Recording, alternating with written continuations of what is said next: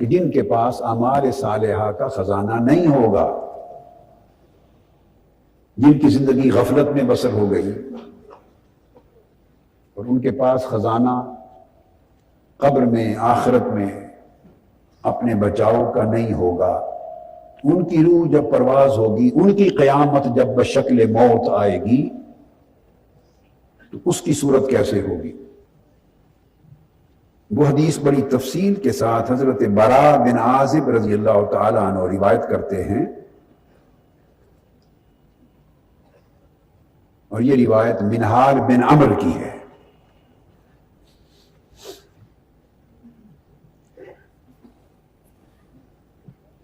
اور یہ صحیح بخاری میں کتاب الجنائز باب ما جاء فی عذاب القبر میں، اور تفسیر القرآن کی کتاب میں، اور مسلم صحیح مسلم کتاب الجنہ، اور اسی طرح پھر دیگر کتب حدیث میں یہ حدیث آئی ہے، ترمذی میں بھی، نسائی میں بھی،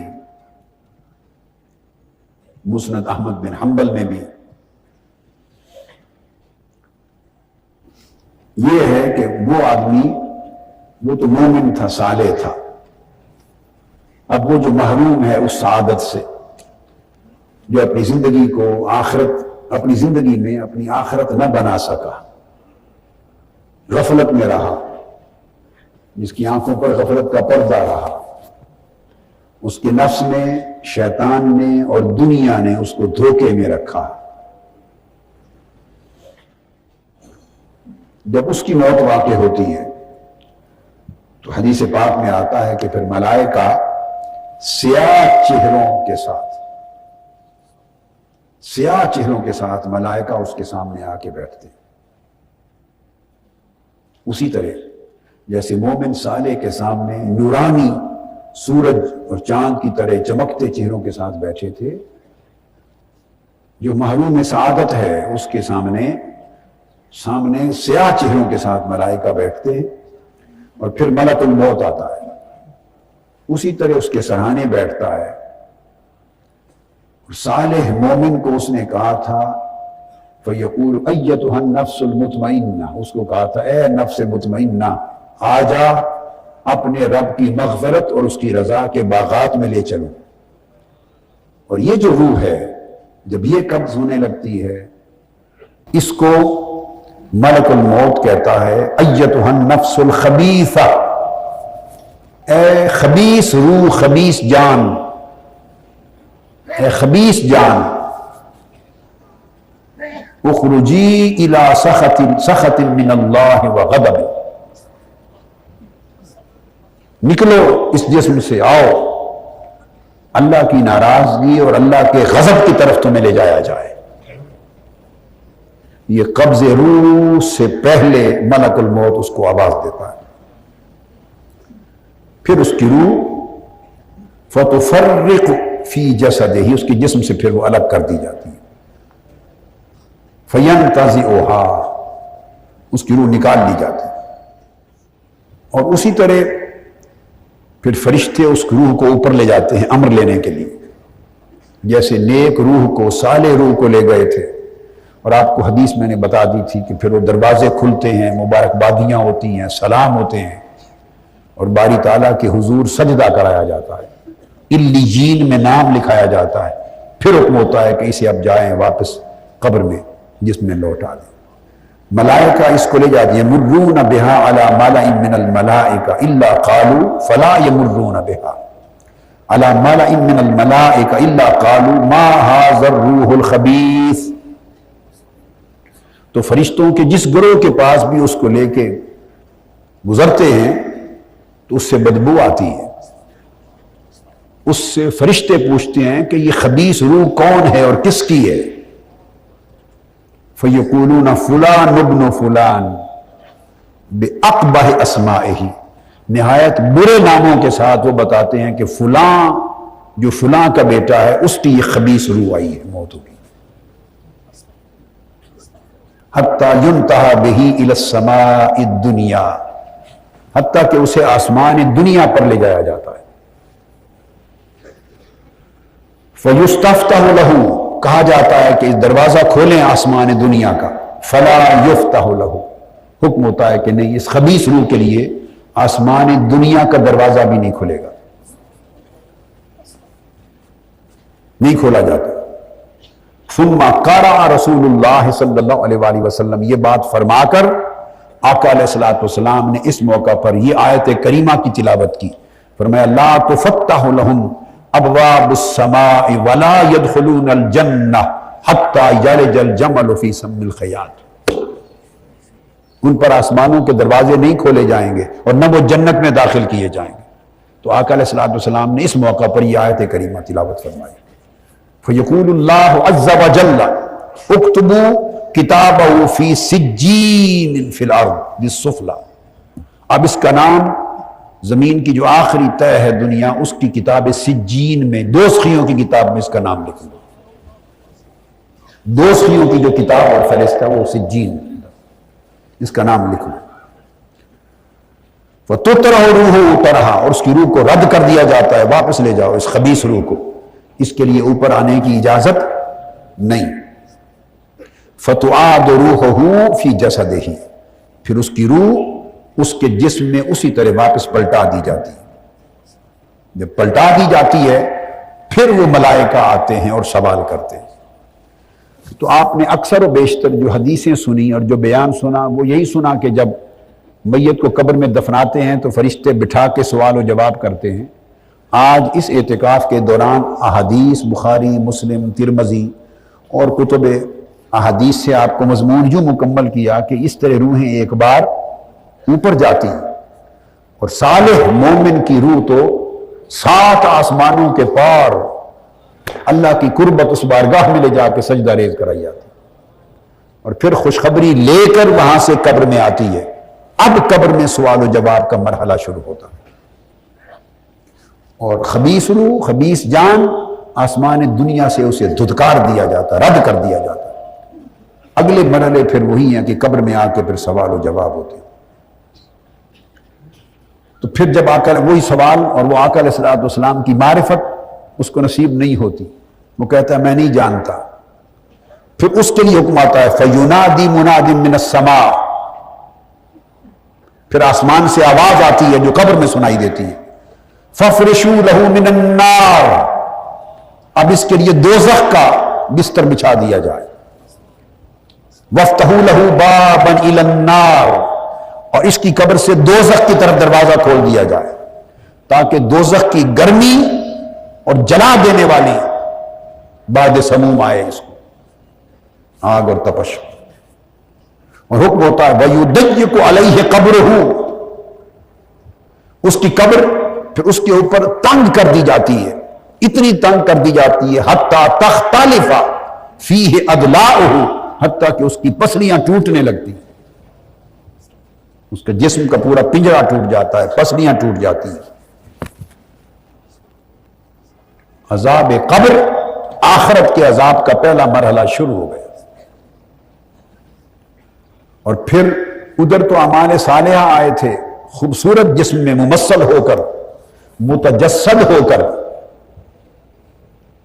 تو انہوں نے پوچھا تھا اے خوبصورت جسم والے تو کون ہے؟ انہوں نے کہا تھا ہم تیرے نیک عمل ہیں۔ ادھر پھر اسی طرح انتہائی قبیح، ڈراؤنی سیاہ شکل میں اور بڑے قبیح اور گندے ڈراؤنے کپڑوں کے ساتھ کوئی شخص سامنے آتا ہے، بدبودار کپڑے اور جسم کے ساتھ آتا ہے اس کے سامنے، اس سے بدبو آتی ہے، اور وہ کہتا ہے فَيَقُولُ أَبْشِرْ بِالَّذِي يَسُوءُكَ، اس نے کہا تمہیں یہ خبر سنانے آیا ہوں کہ جو کچھ کرتوت اور اعمال غفلت کے کرتے رہے ہو یہ اس کا سیدھا اور انجام تم نے پا لیا۔ هَذَا يَوْمُكَ الَّذِي كُنْتَ تُوعَدُ، یہی وہ دن تھا، دن سے مراد یوم قیامت، جس کی من وجہ ابتدا قبر کی شام سے ہو جاتی۔ آپ یوں سمجھ لیں جیسے قمری مہینوں میں دن کی ابتدا شام سے ہوتی، پھر رات پہلے آتی ہے، پھر اگلے دن دن آتا ہے جو اگلے غروب تک چلتا ہے۔ تو آپ سمجھ لیں جو قبر ہے وہ رات ہے، اور قیامت کا دن اگلی صبح سے لے کے غروب تک کا دن ہے، بس آپ اس کو یوں سمجھ لیں، یہ سارا یوم آخرت ہے پھیلا ہوا۔ تو وہ پوچھتا ہے فیقول من انت، تم کون ہو؟ اتنا ڈرا دینے والا کریہ تمہارا چہرہ ہے، کون ہو؟ فیقول انا عملک الخبیث، میں کوئی غیر نہیں ہوں، میں ہی تمہارے عمل ہوں برے جو کرتا رہا ہے زندگی میں۔ اور پھر جو اس پر عذاب آتا ہے، جو اذیت آتی ہے کربناک، پھر وہ قیامت تک چیختا اور یہی کہتا رہتا رب لا تقم الساعہ، باری تعالیٰ اگر قیامت اور آخرت کے عذاب کی یہ ابتدا ہے تو معلوم نہیں انتہا کیا ہوگی۔ وہ کہتا ہے مولا قیامت قائم نہ کرنا، قیامت قائم نہ کرنا، اگر یہ ابتدا ہے تو معلوم نہیں انتہا کیا ہوگی۔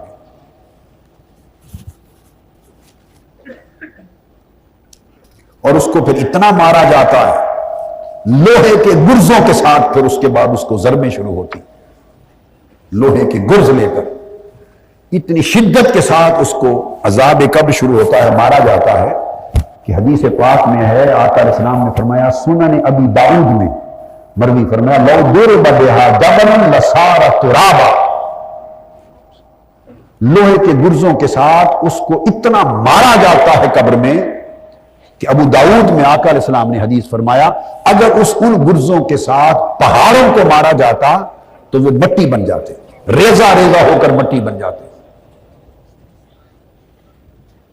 ان گرزوں کے ساتھ اس کی عذاب قبر کی ابتدا ہوتی۔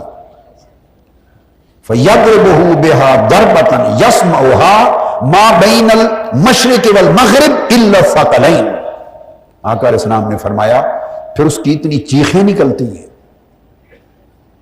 کہ مشرق سے لے کر مغرب تک ہر شے عذاب قبر اور اذیت قبر کی وجہ سے اس میت کی چیخیں سنتی ہے، سوائے دو مخلوقوں کے، ایک انسان نہیں سن سکتے اور ایک جنات نہیں سن سکتے۔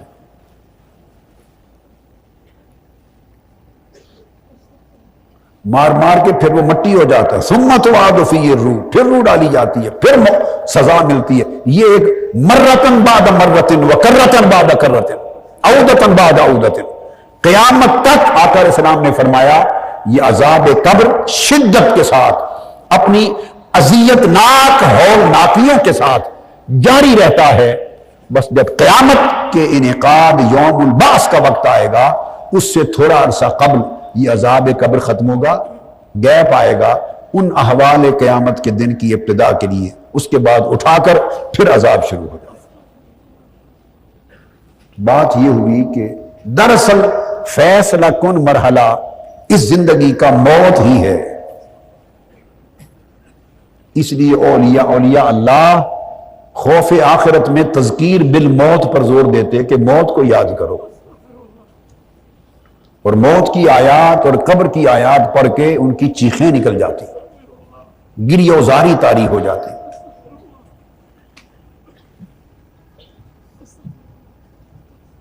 اس طریقے سے عذاب سے وہ خوف لیتے تھے اور اللہ کی رحمت اور بخشش سے عمل حمزہ والا، عذاب سے بچنے کے لیے عمل کرتے تھے صالح، اور اللہ کی رحمت و بخشش اور شفاعت کے لیے عمل حمزہ والا، امید رکھتے تھے۔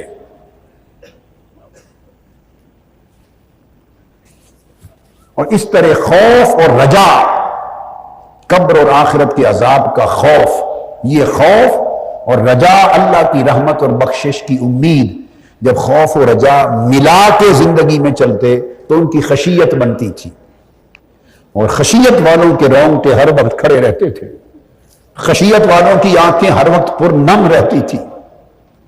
خشیت والے لوگ امام حسن بصری رضی اللہ تعالیٰ عنہ کے لیے کہتے ہیں کہ اے انسان اگر تو ان کے چہرے کو دیکھ لیتا تو یوں لگتا کہ یہ قیامت کی ہولناکیوں کا منظر دیکھ رہے ہیں، ان کو دیکھتے تو تمہیں رونا آ جاتا۔ یہ حالت خشیت ہوتی تھی، خوف اور رجا کے ملنے سے خشیت پیدا ہوتی، اور پھر کیا کرتے؟ خشیت اور محبت کو جوڑتے، پھر خشیت اور ہم امت اپنے فکر میں، اعتقاد میں، تصور حیات میں دین کو، اولیاء اللہ کی تعلیمات کو، انبیاء کی تعلیمات کو دو ٹکڑے کر کے آدھا آدھا حصہ ہم نے سنبھال لیا ہے۔ کچھ نیرے خوف والے ہو گئے کچھ نیرے رجا والے ہو گئے. ہم لوگ الا ماشاء اللہ ہم صرف اہل رجا ہیں. ہم امید ہی امید رکھتے ہیں, خوف کی طرف نہیں جاتے. اور جب وہ خوف کی بات کرنے لگے تو ہمیں بہت اوپر کے کئی لوگ کہہ دیتے ہیں بیڑا پار ہے. جی بس ٹھیک, بیڑا ہی پار ہے. یہ بیڑا پار کا تصور کہیں بیڑا ڈبا نہ دے. ایسے بیڑے پار 1400 سال میں اللہ والوں نے کبھی نہیں کہے تھے, یہ ہم نے شروع کر دی ہے. پوری کشف المحجوب اٹھا کے دیکھ لیں, بغیر عمل صالح, بغیر اللہ کا خوف, بغیر خشیت, بغیر محبت, بغیر تقوی, بغیر قیام اللیل, بغیر صدق اور اخلاص, بغیر ریاضت, بغیر مجاہدہ, بغیر عبادت, ان کے بغیر ساری کشف المحجوب میں کہیں بیڑا پار نہیں کرایا داتا صاحب نے. سیدنا غوث العظم شیخ عبد القادر جیلانی رضی اللہ تعالیٰ عنہ, سید الثقلین, امام الثقلین, ان کی کل کتب اٹھا کے دیکھ لیں. کیا فتوح الغیب پڑھ لیں, الفتوحات الربانیہ پڑھ لیں, غنیت الطالبین پڑھ لیں, سر الاسرار پڑھ لیں, کل تصانیف پڑھ لیں. عمر بھر کی ریاضت, خوف, خشیت, تقوی, قیام اللیل, صدق, زہد اور ورع, اس زندگی کی تبدیلی کے بغیر کہیں بیڑا پار کی بات نہیں کرتے. ہم نے بیڑے پار بنا لیے ہیں. شیخ شہاب الدین سہروردی کی عوارف المعارف پڑھ لیں, ایسے خالی بیڑے پار کی کہیں بات نہیں کرتے. حضور خواجہ اجمیر ہشت بہشت پڑھ لیں, کتاب اصل کتب پڑھ لیں. حضرت خواجہ مختیار کاکی کی کتابوں کو پڑھ لیں, خواجہ نظام الدین اولیاء کو پڑھ لیں, بابا فرید الدین گنج شکر کو پڑھ لیں. وہ تو جہاں پر زہد کی بات کرتے ہیں, ورع کی کرتے ہیں, تقویٰ کی کرتے ہیں, عبادت کی کرتے ہیں, قیام اللیل کی کرتے ہیں, رونے دھونے کی کرتے ہیں. شیخ ابو الحارث اسد المحارثبی کی پڑھ لیں, حضرت وکیع بن الجراح کی پڑھ لیں, امام اعظم کی پڑھ لیں, احمد بن حنبل کو پڑھ لیں, امام شافعی کو پڑھ لیں, شیبان رائی کو پڑھ لیں, جنید بغدادی کو پڑھ لیں, ابراہیم بن ادم کو پڑھ لیں, فضیل بن عیاض کو پڑھ لیں, حسن بصری کو پڑھ لیں, بشر الحافظ کو پڑھ لیں. ان سب کی کتابیں, رسائل, اقوال, سب کچھ آج دستیاب ہیں, ہمارے پاس ہیں. قوت القوت کو پڑھ لیں, قوت القلوب کو شیخ ابو طالب بکی کو پڑھ لیں, امام ابو القاسم قشیری جو داتا صاحب کے اساتذہ میں ہیں, رسالہ قشیریہ پڑھ لیں. شیخ ابو نصر سراج توسی کو پڑھ لیں, کتاب اللمع پڑھ لیں. اولیاء اللہ, اکابر, ائمہ, تابعین, تبع تابعین, امام حسن بصری کو سے لے کر اولیاء, اکابر, صلحاء اللہ والوں, جس کا چاہے پڑھ لیں. ان کی پوری زندگی, ان کی کل کتب اور کل تعلیمات میں ایک جملہ بھی نہیں ملے گا کہ نیرا امید بیڑا پار ہو جانا ہے, ایسے ہی پار کر دیں گے, ہمارے لڑ لگ جاؤ تو سارے ہی بیڑے پار ہیں. یہ تعلیم کسی نے نہیں دی, یہ آج ہم نے شروع کی ہے. ہم نے اپنی جیبیں بھرنے کے لیے, اپنی دنیا بنانے کے لیے, اپنے کاروبار کے لیے, اپنی تجارت کے لیے, تاکہ لوگ بجائے اللہ کی طرف جائیں ہماری طرف آئیں. تصورات بدل دیے ہم نے. میں نے ساری کتابوں کے نام گن دیے ہیں, آپ یہ ساری اٹھا لیں. اگر کسی کتاب میں میری کہی ہوئی بات سے مختلف بات کسی کی تعلیم مل جائے, کل پرسوں سال بعد آ کے مجھے دکھا دیں. یہ تصوف ہم نے پھر کہاں سے لیا ہے؟ یہ حضور بہاؤالدین نقشبند نے نہیں دیا, حضرت مجدد الفسانی نے نہیں دیا, حضرت خواجہ اجمیر نے نہیں دیا, حضرت شہنشاہ حجویر داتا گنج بخش نے نہیں دیا, شہنشاہ بغداد نے نہیں دیا, اولیاء اللہ نے نہیں دیا, تابعین نے نہیں دیا, جنید بغدادی نے نہیں دیا, سری سقطی نے نہیں دیا, ابو بکر شبلی نے نہیں دیا, رضی اللہ اور رضوان اللہ تعالی علیہ مجمعین. ہم نے یہ کہاں سے لیا ہے تصوف؟ ہم اہل تصوف ہیں نا. تو کچھ تو ہے جو منکرین تصوف ہیں, منکرین طریقت ہیں, منکرین سلوک ہیں. تصوف پر کتابیں اس وقت سے لکھی جانے لگی ہیں جب صحیح بخاری, مسلم, ترمذی بھی نہیں لکھی گئی تھی. میں بتانا چاہتا ہوں, وہ لوگ جو تصوف کو نہیں مانتے اور حدیث کو مانتے ہیں, تمام کتب حدیث بعد میں لکھی گئی, ابتدا ہوئی, اور سب سے پہلے جو علم و فن معرض وجود میں آیا جس پر کتابیں لکھی گئیں، وہ زہد، رقائق اور تصوف و سلوک تھا۔ ہے یہ بھی حدیث ہی کا حصہ، قرآن ہی کا حصہ، مگر اس حصے پر پہلے لکھا گیا چونکہ اسی پر مدار تھا ساری اصلاح کا۔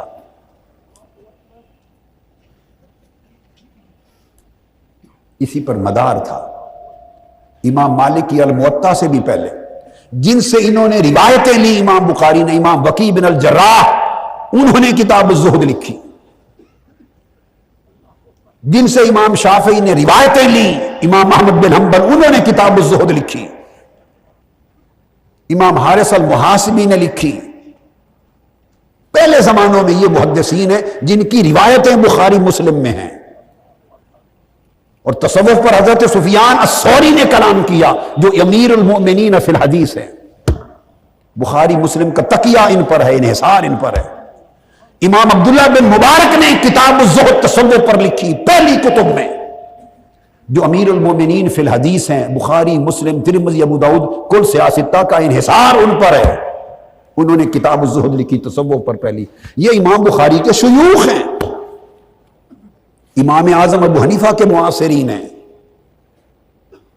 امام مالک کے بھی معاصرین ہیں، بلکہ ان سے بھی پہلے۔ تو بتانا یہ چاہتا ہوں کہ سلوک پر، تصوف پر اس وقت سے کتب لکھی گئیں جب سے موطا بخاری، مسلم، ترمذی بھی معرض وجود میں نہیں آئی تھی، اور پھر صدیوں تک لکھی جاتی رہی، جن کا میں نے آپ کو ذکر کیا۔ ان کے کلام ہیں، ان کی تعلیمات ہیں۔ تو اس وقت سے لے کر 13 صدیوں تک تصوف پر اولیاء اللہ نے لکھا۔ یہ جو ہمارے اندر، ہمارے مسلک میں عمل کی خرابی اور کمزوری آ گئی ہے، اس کا بنیادی سبب یہ ہے کہ ہم نے تصوف کو بے عملی بنا دیا ہے، خالی نسبت پر بیڑا پار ہے، خالی بیعت اور ارادت پر بیڑا پار ہے، خالی میلاد شریف اور عرس اور 11ویں شریف پر بیڑا پار ہے۔ نہ اتباع شریعت، نہ اتباع سنت، نہ تقوی، نہ عبادت، نہ بندگی، نہ عمل، نہ رات کا قیام، نہ خشیت، نہ رونا۔ وہ تو 1300-1400 سال وہ کیا کرتے رہے؟ پھر وہ جو 3 دن حضرت عمر بن عبدالعزیز بے ہوش ہو جاتے اور پانی چھڑک کر ان کے گھر والے ہوش میں لاتے، سیدنا فاروق اعظم غش کھا کے گر پڑتے اور 3 دن لوگ عیادت کے لیے آتے۔ یہ حال سیدنا عثمان غنی کا ہوتا، یہ سیدنا ابو بکر صدیق کا تھا، یہ سیدنا علی المرتضیٰ کا تھا، یہ سارے زمانوں میں بعد کے اولیاء اللہ کا تھا، کل اولیاء کا تھا، جن سے سلاسل نکلے، جن سے تمام سلاسل اور طرق نکلے، سب کا یہ حال تھا۔ اصل مصادر کو پڑھیں۔ ہم نے بے عملی پر عمل ترک کر کے عمل پر تکیہ کر دیا، عمل حمزہ والا۔ امید لگ گئی ہے، اب ہم امید پہ چل رہے ہیں۔ اور قرآن مجید فرماتا ہے کہ پھر جب پردہ اٹھے گا فَكَشَفْنَا عَنْكَ غِطَاءَكَ، جب آنکھوں سے پردہ اٹھے گا تو سمجھ میں آئے گی کہ امید تو سارا ہی دھوکا تھا۔ تصوف سارا، حضور داتا صاحب کی کشف المحجوب کو پڑھیں، تصوف پر معتبر کتب میں سے ایک ہے، معتبر کتب میں سے، مصادر میں سے۔ اور میں ایک اور نگاہ سے، میں جب کسی کتاب پر رائے دیتا ہوں تو میں کسی اور نگاہ سے دیتا ہوں، ایسے لوگوں کی طرح نہیں کہہ دیتا۔ باقی تمام کتب چونکہ عربی میں ہیں، یہ فارسی میں ہے، اس کا عربی میں ترجمہ بھی کر دیا اہل عرب نے۔ یہ کتاب، ایک کتاب اتنی جامع اور معنی ہیں کہ امہات الکتب جو تصوف کی ہیں ان میں سے صف اول کی کتب میں اس کا شمار کرنا حق ہے، اتنی جامع کتاب۔ حضور داتا گنج بخش نے کتاب تصوف کا حقیقت، ایمان کی حقیقت سے، علم اور ایمان کی حقیقت سے ابتدا کی، اور جو پہلی حدیث جس سے آغاز کرتے ہیں پورے تصوف کے مضمون کا، وہ حدیث زہد ہے۔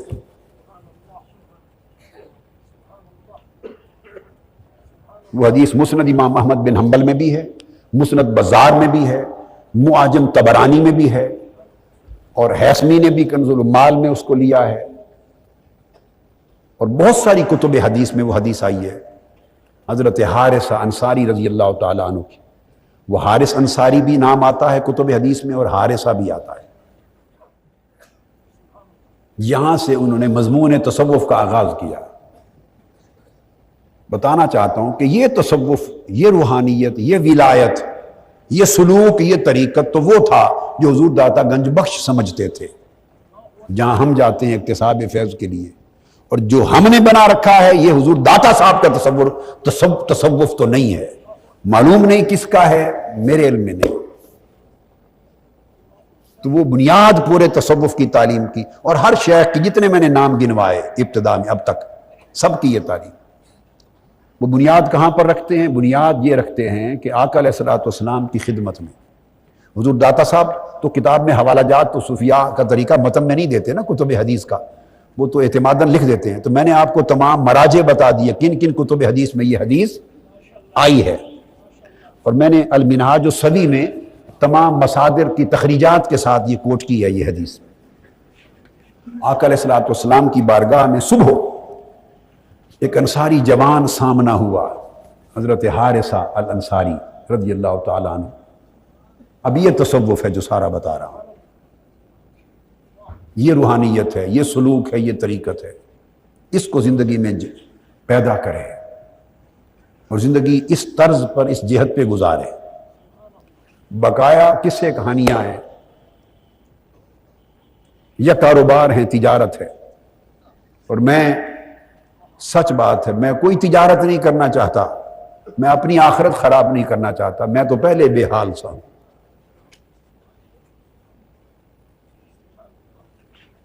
عمل، حال، علم میرے پلے تو کچھ بھی نہیں ہے، تو میں تو پہلے ہی خوف زدہ ہوں کہ پتہ نہیں منہ کے بل گھسیٹے جانوں میں ہوں گا، بائیں ہاتھ میں جن کو نامہ اعمال دیا جائے گا ان میں ہوں گا، جن کی پشت کے پیچھے دیا جائے گا ان میں سے ہوں گا، گرز لگیں گے ان میں سے ہوں گا، یا جن کو وہ اپنی رحمت اور حضور کے صدقے سے معاف فرما دے گا ان میں سے ہوں گا۔ تو کم سے کم اور کچھ نہیں، ایک عمل تو میرے پاس ہو، لے کے جاؤں کہ آپ کو بات سچی بتاتا تھا،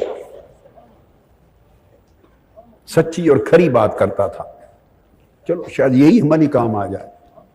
تو آقا علیہ السلام نے فرمایا کیف اصبحت یا حارثہ، حارثہ صبح کیسی کی ہے؟ حضرت حارثہ انصاری عرض کرتے ہیں یا رسول اللہ اصبحت مؤمنا باللہ حقا، یا رسول اللہ صلی اللہ علیہ وسلم میں نے اللہ پر حقیقت ایمان کے ساتھ صبح کی ہے، حقیقت ایمان کے ساتھ۔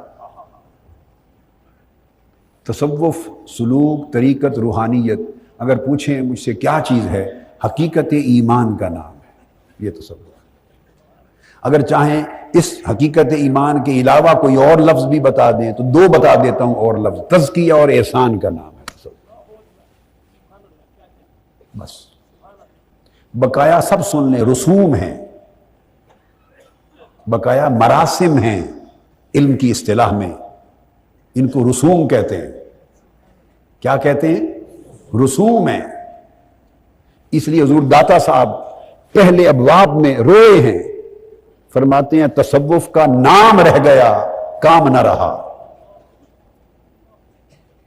فرماتے ہیں تصوف کا اسم اور رسم رہ گئی، اسم اور رسم رہ گئی، حقیقت نہ رہی۔ یہ اس وقت بات کر رہے ہیں، آج سے 1000 سال قبل، تو 1000 سال گزرنے کے بعد ہم کس حال پہ کھڑے ہوں گے؟ تو آقا علیہ السلام کی بارگاہ میں عرض کیا یا رسول اللہ نے صبح اس طرح کی ہے کہ حقیقت ایمان کے ساتھ، اور میں نے بتایا کہ اگر کوئی اور لفظ پوچھیں حقیقت ایمان کے ساتھ وضاحت کے لیے تصوف، تو تزکیہ اور احسان کا نام تصوف ہے، سلوک و طریقت۔ تزکیہ نفس کی اصلاح ہے، احسان قلب و روح کی جلا ہے، بس۔ تزکیہ نفس کی اصلاح ہے، احسان قلب و روح کی جلا ہے۔ یہ ریاضات اور کیفیات ہیں، ہم نہ ریاضات کی طرف جانے والے ہیں نہ کیفیات لینے والے ہیں۔ جب تک قلب و باطن میں مالا اعلیٰ کی حالت اور کیفیت پیدا نہ ہو کوئی تصوف نہیں ہے۔ تو حضور داتا گنج بخش علی حجویری رضی اللہ تعالیٰ عنہ یہ حدیث اس لیے لائے ہیں شروع میں، تاکہ پتہ چلے کہ یہ ساری کتاب جو میں لکھ رہا ہوں کشف المحجوب، یعنی جو چیز پردوں میں چھپی ہوئی ہے اس کا پردہ اٹھا رہا ہوں، وہ حقیقت ایمان ہے، یہ تصوف ہے۔ تو آقا علیہ السلام نے فرمایا ہر شے کی ایک حقیقت ہے، تمہارے ایمان کی حقیقت کیا ہے؟ اب جو حضرت حارثہ انصاری نے جواب دیا ہے وہ 3 جملے، وہ تصوف ہے، وہ تصوف ہے جس کی آقا علیہ السلام نے توثیق فرمائی ہے۔ وہ کہتے ہیں آزفت نفسی عن الدنیا، ایک جو آزفت نفسی، حقیقت ایمان بتا رہے ہیں، آزفت نفسی عن الدنیا وسہرت لذالک لیلی وازمأن نہاری، 3 جملے، بس 3 جملے کہے، آزفت نفسی عن الدنیا وسہرت لیلی وازمأت نہاری، صرف 3 جملے، یہ حقیقت ایمان بھی ہے، یہ کل سلوک و تصوف بھی ہے۔ یا رسول اللہ صلی اللہ علیہ وسلم، میرے ایمان کی حقیقت یہ ہے، اور میرا سلوک ایمانی، میرا سلوک ایمانی یہ ہے کہ میں نے اپنے نفس کو، اپنے دل کو، اپنے باطن کو، اپنی جان کو دنیا سے الگ کر دیا ہے۔ زہد عن الدنیا،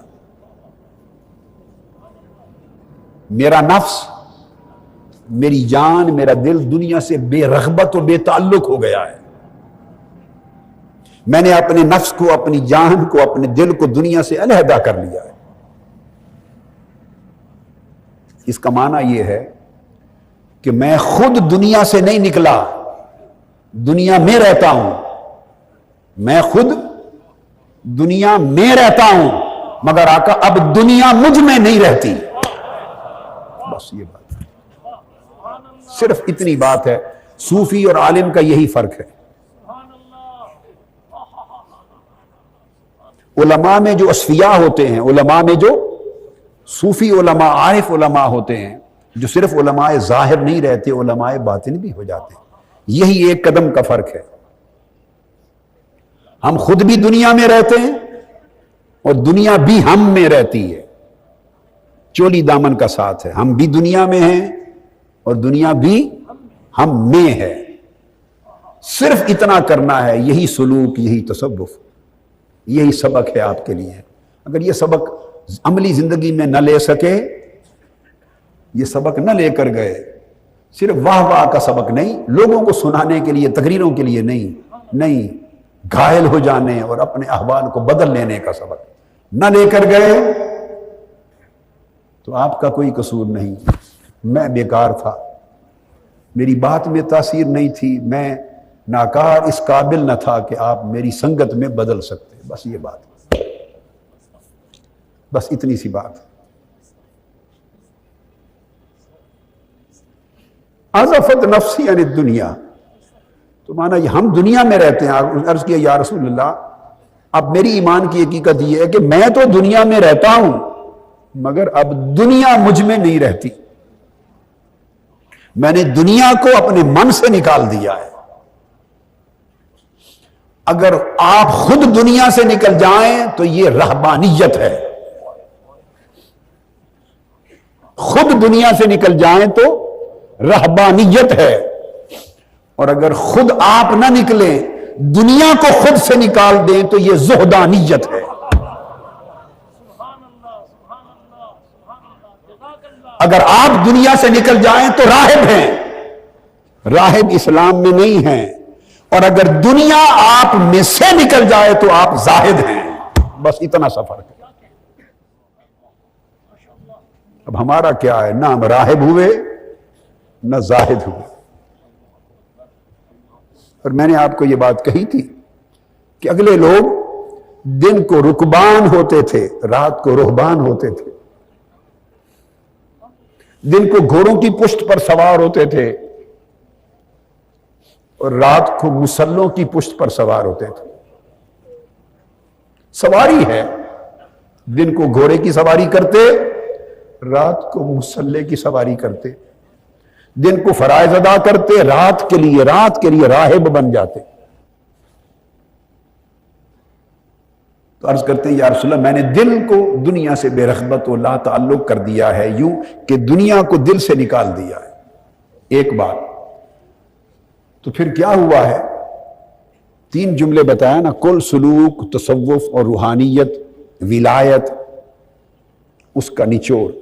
تو جب سے دنیا کو دل سے نکال لیا ہے اور دل دنیا سے بے رغبت ہو گیا ہے، دل دنیا سے خالی ہو گیا ہے، تو پھر کیا ہوا ہے؟ وہ دوسرا ٹکڑا جملے کا بولتے ہیں، دوسرا جملہ عرض کرتے ہیں، وہ عرض کرتے ہیں یا رسول اللہ، پھر تب سے بس ہر تو لیلی، پھر راتوں کی نیند اڑ گئی ہے۔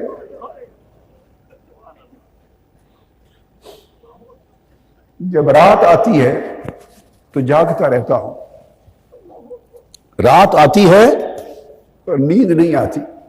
ہائے ہائے، یعنی رات اور نیند کی سنگت ختم ہو گئی ہے۔ رات آتی ہے مگر نیند نہیں آتی، جاگتا رہتا ہوں۔ یہ تو رات کا حال ہو گیا ہے۔ اچھا، پھر دن کا حال کیا ہے؟ اب تیسرا جملہ بولا، وَظْمَأْتُ نَهَارِي، اور دن سارا پیاسا رہتا۔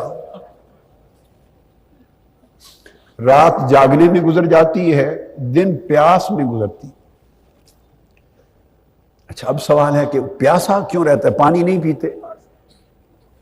کس چیز کی پیاس رہتی ہے دن کو؟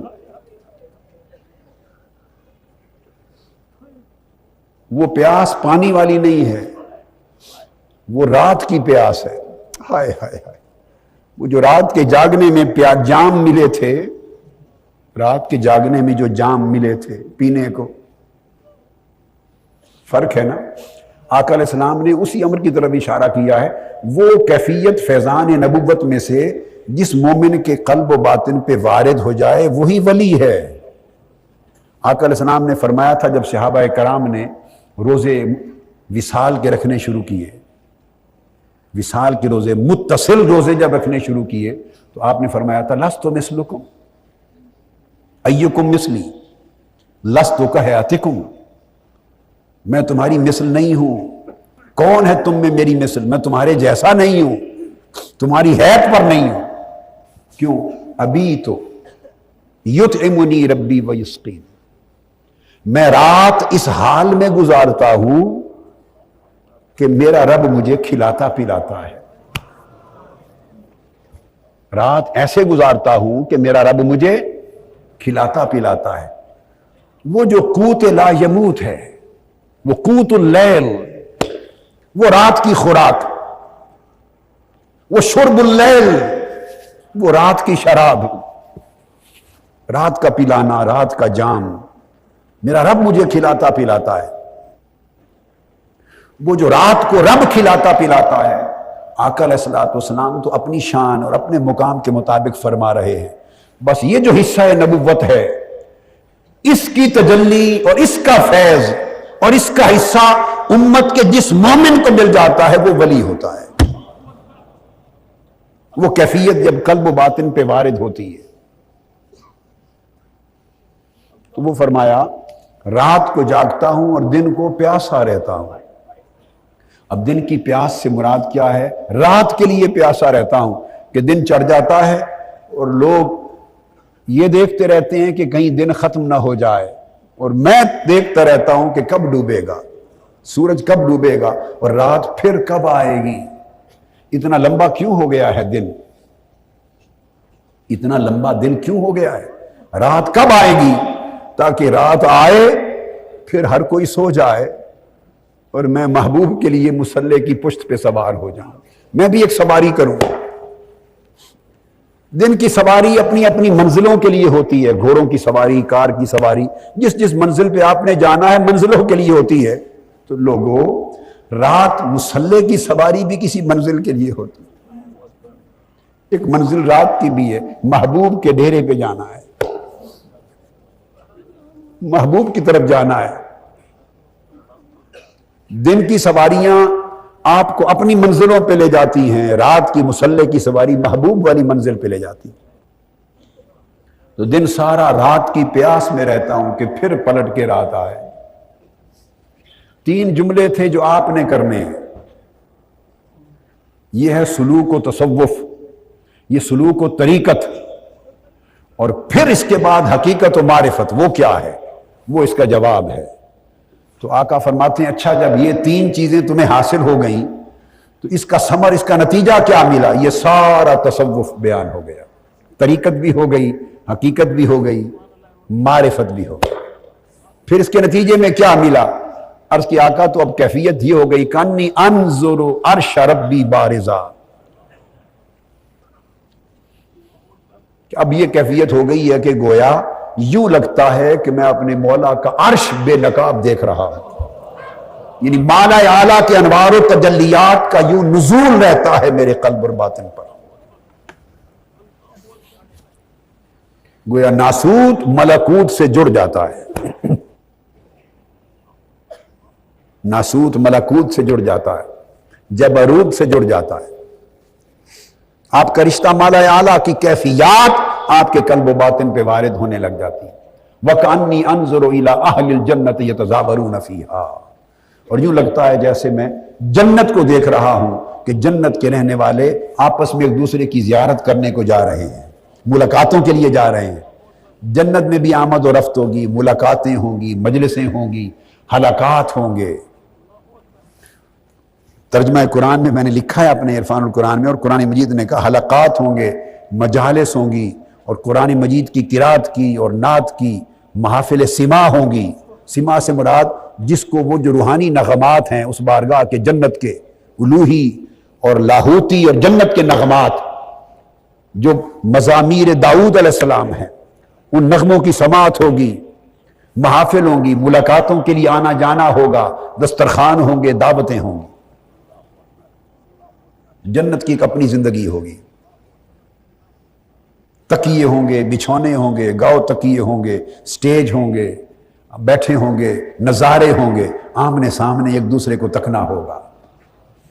اور ہر جمعہ کو، یہ تو پورے 7 دن تو گزریں گے یوں، 8ویں دن ہر جمعہ کو اس محبوب کا دربار لگے گا۔ دربار سے پہلے ایک بازار لگے گا، اس کو سوق الجنہ کہتے ہیں، ہر جمعہ کو بازار لگے گا، لوگ بازار جائیں گے، بازار سے ہو کر پھر میدان میں جائیں گے یوم مزید، اس میدان میں اس کا دربار لگے گا، پھر اس کا کرسی پر ورود ہوگا، پھر پتہ نہیں کیا کیا ہوگا، پھر رفتہ رفتہ پردے اٹھائے جائیں گے، پھر آخر پہ ایک پتلا سا پردہ ارد گرد رہ جائے گا، باری تعالیٰ فرماتے ہیں میری کبریائی کا پردہ ہوگا، اس کے اندر سے لوگ تکیں گے محبوب کے جلوے، صلی اللہ تعالی علیہ وآلہ وسلم۔ یہ آقا نے فرمایا۔ عرض یہ کر رہا تھا کہ پھر میں ایسے لگتا ہے کہ جیسے جنت میں لوگوں کا ایک دوسرے سے ملنا آنا جانا دیکھ رہا ہوں۔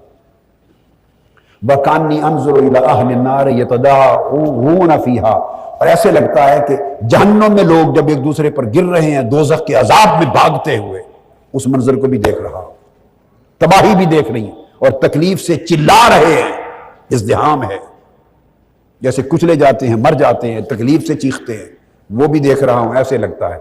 جب یہ سارا بیان فرما لیا تو آقا علیہ السلام نے فرمایا قال یا حارث عرفت فالزم ثلاثا، ہر کوئی اپنے اپنے ذوق کا ترجمہ کرتا ہے نا۔ عرفت، اس کا ترجمہ، اس کا عام معنی تو یہ ہے کہ وہ جو سوال تھا کہ تیرے ایمان کی حقیقت کیا ہے، تو جب یہ سارا سن چکے آقا علیہ السلام تو جواب میں فرمایا عرفت، ہاں تو حقیقت ایمان کو جان گیا، تو حقیقت ایمان کو جان گیا۔ اور ایک ترجمہ اس کا میں اور کرتا ہوں، عرفت، ہاں حارث تو عارف ہو گیا، تجھے معرفت مل گئی، تجھے معرفت مل گئی۔ فلزم ثلاثاً، 3 بار فرمایا اب اس کیفیت کو قابو رکھنا، قابو رکھنا، قابو رکھنا، جانے نہ دینا، اس کیفیت کو جانے نہ دینا۔ اور ایک روایت میں انس بن مالک رضی اللہ تعالیٰ عنہ سے مروی ہے، بہقی میں، مصنف ابن ابی شیبہ میں اور ہے سمین، اس میں آقا نے یہ بھی فرمایا اصبت فالزم مؤمن نور اللہ قلبہ، تو سچا مومن ہو گیا اور تیرے دل کو اللہ نے نور سے روشن کر دیا، اور تو عارف ہو گیا، تو حقیقت ایمان کو پا گیا اور تجھے حقیقت ایمان کی معرفت مل گئی۔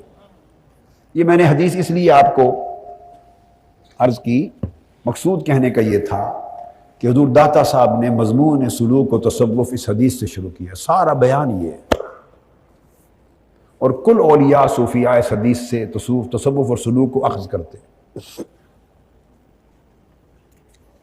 اور خوف آخرت کے ساتھ زندگی گزارتے۔ پھر خوف آخرت، دو تو چیزیں میں نے بتائیں کہ خوف اور رجا، ان دو کو ملاتے، خوف اور رجا، امید، دو کو ملاتے تو خشیت بنتی۔ کچھ لوگ وہ ہیں جو نیرا خوف ہی خوف دلاتے رہتے ہیں، امید کی طرف نہیں آتے، تو نیرے خوف دلانے سے وحشت پیدا ہوتی ہے، بندہ رب کے قریب نہیں ہوتا، وحشت ہوتی ہے۔ اور ہمارے مسلک میں نقص جواب میں کیا ہے؟ ہم نیری امید ہی امید پر جیتے جلاتے رہتے ہیں، نیری امید، خوف کوئی نہیں آخرت کا، کہنا سانو کی خوف، سانو آقا نے بیڑا ہی پار کرا جانا۔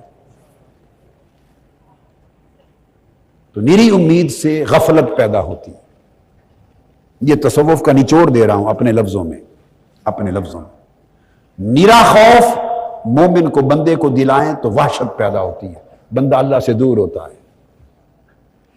صرف امید پہ اس کو لگائیں، رجا پر فقط، تو غفلت پیدا ہوتی ہے، بندہ محروم ہوتا ہے۔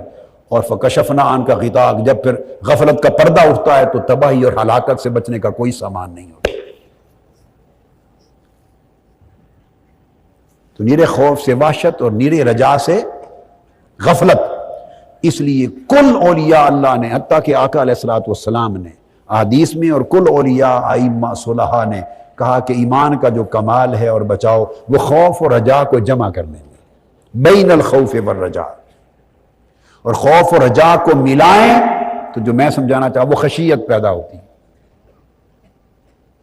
یہ ہے خوف اور خشیت میں فرق۔ خوف رجا مل جائیں تو خشیت بنتی، انما یخش اللہ من عبادہ العلماء، یہ وہ خشیت ہے۔ اور اللہ پاک فرماتے ہیں میں تو عالم انہی کو ہی کہتا، مانتا، جانتا ہوں جو خشیت والے ہیں۔ جن کو خشیت مل گئی سمجھو ان کو علم صحیح مل گیا، اور اولیاء علم صحیح والے ہیں۔ جب خشیت آ گئی تو اس کے بعد تنہا خشیت سے نہیں، یہ لکھنا، پھر جیسے خوف اور رجا کو ملانے سے خشیت بنی، اس طرح خشیت اور محبت کو ملانے سے پھر قربت ملتی ہے۔ پھر خشیت اور محبت کو ملا لیں۔ ساری عبادت کی بنیاد دو چیزوں پر ہے، اور عبادت کی بھی، عبدیت کی بھی، عبودیت کی بھی 3 درجے ہیں۔ ایاک نعبد میں 3 درجے ہیں۔ عبادت کا درجہ ہے، لمحے ہیں عبادت کے، کسی لمحہ کی، کسی لمحہ نہ کی۔ اگر ساری زندگی عبادت بن جائے تو عبدیت ہے، اگر عبادت حال بن جائے، عبادت حال بن جائے تو عبدیت ہے، اور اگر عبادت مقام بن جائے، کبھی دور نہ ہو تو عبودیت ہے۔ اس عبادت میں استقامت آ جائے، عبودیت میں استقامت آ جائے، حال نہ رہے، مقام ہو جائے تو عبودیت ہے۔ تو دوستو عبادت بھی اسی میں ہے، عبودیت بھی اسی میں ہے، عبودیت بھی اسی میں ہے۔ کیا کہ ایک ہاتھ میں محبت ہو، ایک ہاتھ میں خشیت ہو۔ نہ خالی محبت سے بیڑا پار ہوتا ہے، نہ خالی خشیت سے، یہ دونوں ملتے ہیں تو قربت نصیب ہوتی ہے۔ خوف اور رجا کے ملنے سے خشیت ملی تھی، اب خشیت اور محبت کے ملاپ سے قربت ملتی ہے۔ اس لیے جا بجا ادھر محبت کی تلقین ہے، ادھر خشیت کی تلقین ہے۔ محبت اور خشیت ملتے ہیں تو قربت ملتی ہے، اور جب قربت نصیب ہوتی ہے تو معرفت ملتی ہے۔ قربت نصیب ہوتی ہے تو معرفت ملتی ہے۔ اس قربت کے ساتھ ادب شامل ہوتا ہے. جب قربت اور ادب ایک بڑا الگ مضمون ہے. جب قربت میں ادب ملتا ہے تو وہ معرفت نصیب ہوتی ہے. یہ ایک ایسے بنا دیا آپ کو، یعنی ایک سیڑھی بنائی.